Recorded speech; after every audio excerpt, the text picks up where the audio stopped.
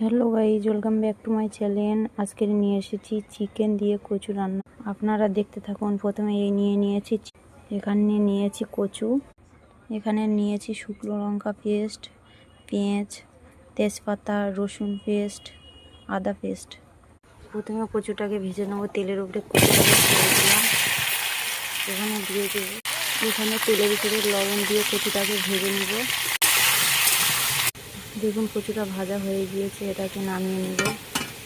এই কচুগুলো ভেজে নামিয়ে নিলাম।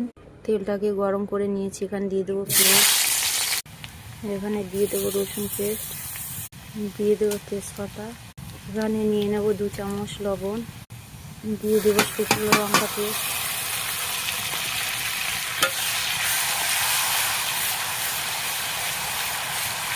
দু চামচ হলুদের গুঁড়া। এখানে মশলাটা হয়ে গেছে, এবার দিয়ে দেবো মাংস,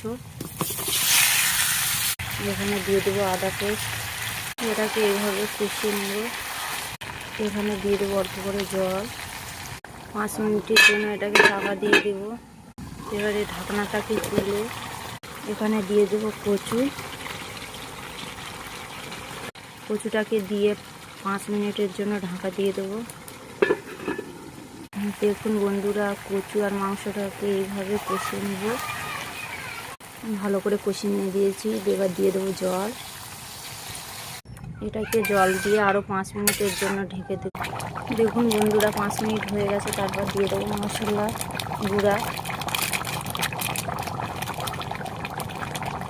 দিয়ে এটাকে নেড়ে আরও 5 মিনিটের জন্য রেখে দেব। দেখুন বন্ধুরা, কচু আর মাংস রান্না হয়ে গিয়েছে, এটাকে আমি নামিয়ে নেব। দেখুন বন্ধুরা, এটাকে নামিয়ে নিলাম। আপনাদের যদি পছন্দ হয় তাহলে বানিয়ে খাবেন, আর লাইক কমেন্ট শেয়ার করবেন।